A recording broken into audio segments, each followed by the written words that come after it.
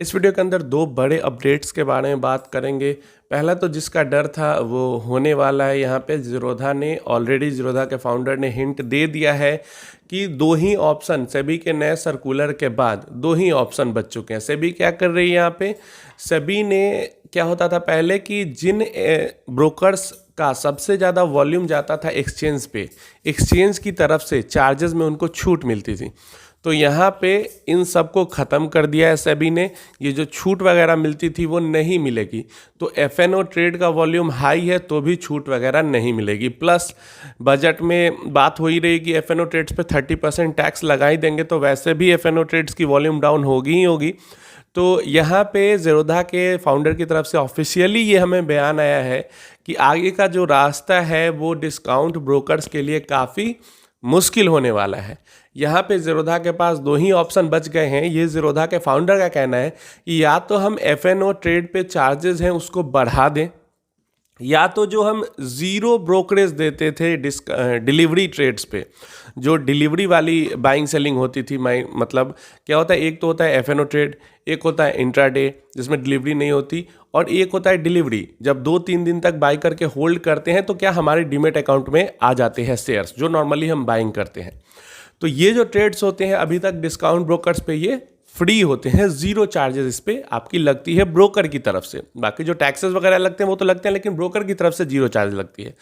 तो यहाँ पे उनका कहना है कि हम जो फ्री डिलीवरी देते थे ट्रेड उस पर या तो हमें चार्जेस लगानी पड़ेंगी, या तो हमें एफएनओ ट्रेड्स के चार्जेस बढ़ाने पड़ेंगे, या तो हमें दोनों ही काम करना पड़ेगा सेबी के नए सर्कुलर के बाद, नए सर्कुलर के कारण। यही चीज़ का मुझे डर था, यही चीज़ के लिए मैंने वीडियो भी बनाई थी। तो बहुत सारे लोगों ने कहा था कि आपको डिस्काउंट ब्रोकर की इतनी चिंता क्यों? भाई डिस्काउंट ब्रोकर की चिंता इसलिए है कि अगर डिस्काउंट ब्रोकर मार्केट में नहीं आए होते आज से 10-12 साल पहले, तो अभी भी हम 10,000, 20,000, 30,000 रुपये देकर बैंक में डीमेट अकाउंट खुलवा रहे होते, जैसा उस टाइम पे हुआ करता था। जो अभी फ्री में आप अकाउंट खुलवा लेते हो या 100-200 रुपये में अकाउंट खुलवा लेते हो, पहले के जाने 20-25 हज़ार रुपये में अकाउंट खुले करते थे। तो बैंक का अभी भी दबदबा रहा करता। तो इसलिए डिस्काउंट ब्रोकर्स जरूरी है। अभी देखो जैसे टेलीकॉम सेक्टर में क्या हो रहा है, 3 कंपनी है, सबने मोनोपोली बना रखी है, सबने एक साथ रेट्स बढ़ा दिए, आप कुछ नहीं कर सकते। तो मोनोपोली होने पे यही होता है। तो यहाँ पे डिस्काउंट ब्रोकर्स को इस चीज़ को लेकर दिक्कत आ रही है और वो ये एक्सप्रेस कर रहे हैं। अब आगे देखना है कि क्या जो सेबी है या हमारी सरकार है या आरबीआई, इन सब के तरफ से कुछ होता है इसके बारे में, या फिर चार्जेस बढ़ जाते हैं डिलीवरी पे और ट्रेड्स पे, एफएनओ ट्रेड्स पे। दूसरा अपडेट है हमारे पास यहाँ पे कोटक एएमसी की तरफ से कोटक स्मॉल कैप फंड को लेके। जैसा कि हमें पता है कि 4 मार्च से जो कोटक स्मॉल कैप के अंदर है वो लमसम वगैरह बंद कर दी गई थी, लिमिट लगा दी गई थी उस पर। क्यों?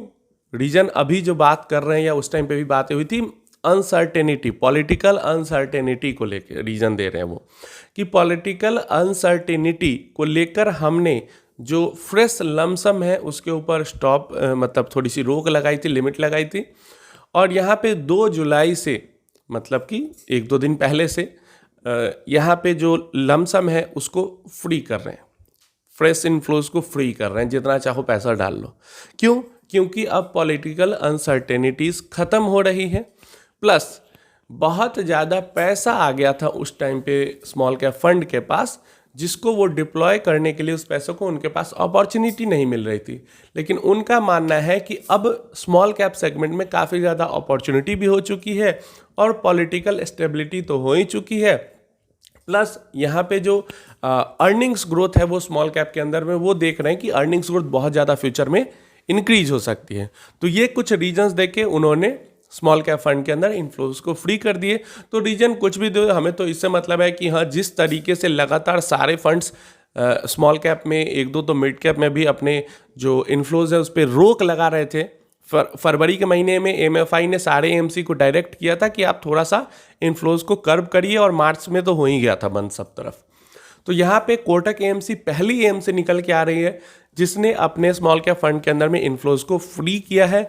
एसबीआई तो बहुत सालों से जो फ्रेश इनफ्लो है उसको कर्व करके उसको रोक के रखी हुई है। बाकी सारे म्यूचुअल फंड्स की बात करते हैं तो सबने ही लगभग जिनका भी थोड़ा साइजेबल है, क्वांट को एक छोड़ दे, तो सबने यहाँ पे जो रेस्ट्रिक्शन है वो लगा के रखी है, या तो बंद करके रखा है या फिर इनफ्लोज पे रेस्ट्रिक्शन लगा के रखी है। तो ये एक पॉजिटिव साइन हमें दिख रहा है कि हो सकता है कोटक को देखकर दूसरे एएमसी वाले भी अपने स्मॉल कैप के अंदर थोड़ा सा जो ये सब चीज़ें कर रहे हैं उसको बंद करें और वापस से इन्फ्लोज को खोलें। अपनी राय इसके बारे में जरूर दें कि क्या रीज़न हो सकता है कोटक के बंद करने और खोलने। क्या सच में सिर्फ इलेक्शन ही रीज़न था या और कुछ रीज़न हो सकता है? आप अपनी राय कमेंट बॉक्स में जरूर देना। कोई क्वेश्चन क्वेरी है तो पूछ लेना।